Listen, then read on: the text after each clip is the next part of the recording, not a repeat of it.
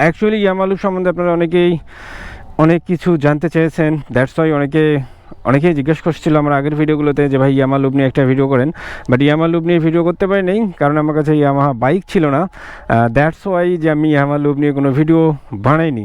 আর আজকে কেন ভিডিওটা বানাচ্ছি, কারণ আমার কাছে আছে হচ্ছে Yamaha FZS version 3। So that's why Yamaha বাইকের জন্য ইয়ামালুব।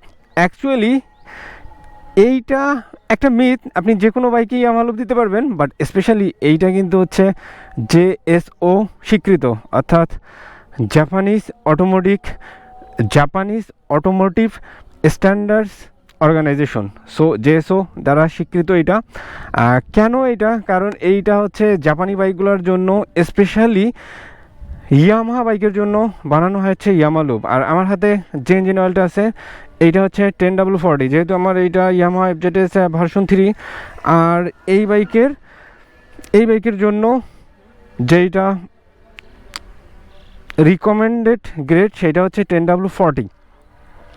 আর এই 10W40 আমার এই বাইকের জন্য যেহেতু রিকমেন্ডেড, সো আমি অ্যাকচুয়ালি আজকে আসছিলাম হচ্ছে আমার বাইকের ইঞ্জিন অয়েল চেঞ্জ করার জন্য। আর ভাবলাম যে হচ্ছে আমি ইয়ামালুব যেহেতু আমি দেবো, সো দ্যাটস ওয়াই এটা নিয়ে একটা ভিডিও বানাই। আর ইয়ামালুব কেন দিচ্ছি, কারণ এই বাইকটাতে ইয়ামালুব দেওয়া আছে। আর দ্যাটস ওয়াই আমি এইটা শোরুমে শুনছিলাম যে এটা আমার বাইকে কোন ইঞ্জিন অয়েল দেওয়া আছে, তারা আমাকে এটা ইনশিওর করছে যে হচ্ছে ভাই এটা ইয়ামালুব দেওয়া আছে, দ্যাটস ওয়াই আপনি এখন ইয়ামালুব দিতে পারবেন। আর আমি এটা জানি যে ইঞ্জিন অয়েলটা দেওয়া আছে মিনিমাম আমাকে ইঞ্জিন অয়েলটা 4টা বা 5টা ইউজ করতে হবে, তাহলে আমি এইটার ভালো একটা পারফরমেন্স পাবো।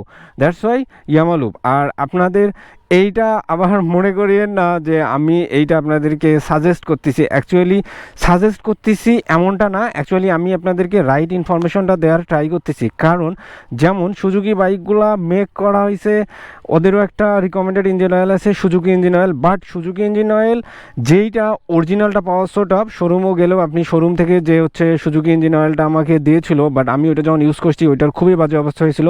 আর সুজুকি বাইক হচ্ছে মোটুল সুজুকি বাইকের জন্য পারফেক্ট। দ্যাটস ওয়াই 150cc যে বাইকগুলান, ওই বাইকগুলানের জন্য কিন্তু মোটুল পারফেক্ট। বাট এইটা তো কি ইঞ্জিন অয়েল দেওয়া হবে সেইটা আমি পরে আপনাদেরকে বলবো, যেহেতু এটা ইয়ামালুব দেওয়া আছে এবং আমি এখন আপাতত এটাতে ইয়ামালুব দিয়ে দেবো। আর এইটা হচ্ছে ইয়ামালুবের mineral engine oil.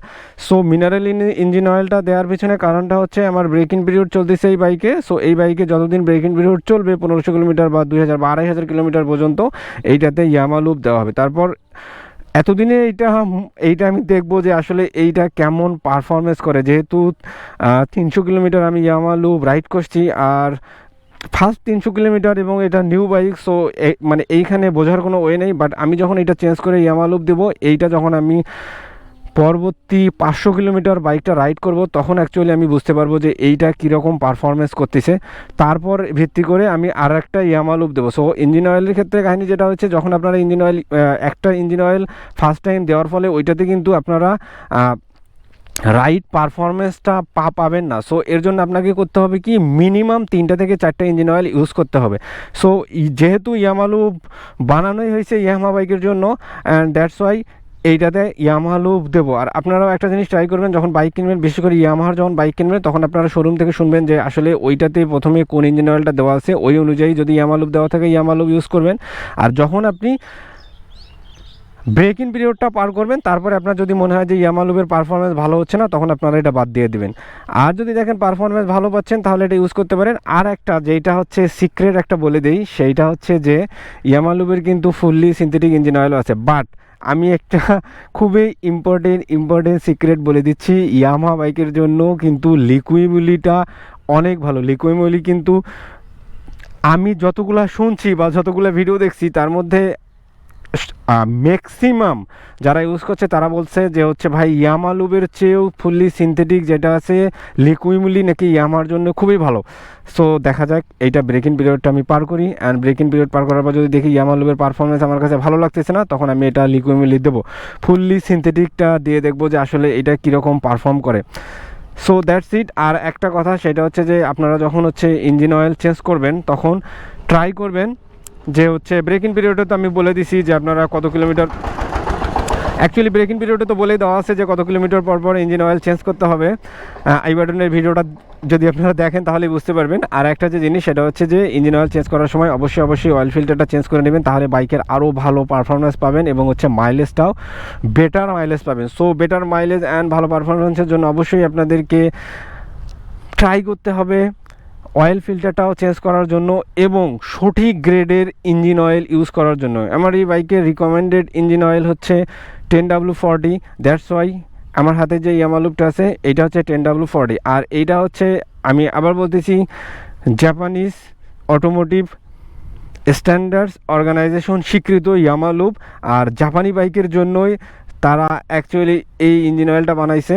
So that's why জাপানি বাইক জাপানি ইঞ্জিন অয়েল দুইটা মিক্সড করে দিয়ে দেবো যে আসলে এইটার কেমন পারফরমেন্স পায়।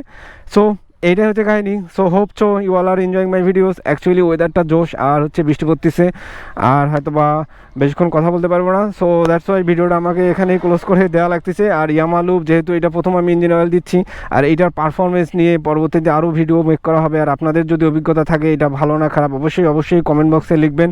অ্যান্ড ভিডিওটি যদি ভালো লেগে থাকে অবশ্যই লাইক কমেন্ট করবেন এবং ভিডিওটি শেয়ার করবেন। So thank you watching my videos.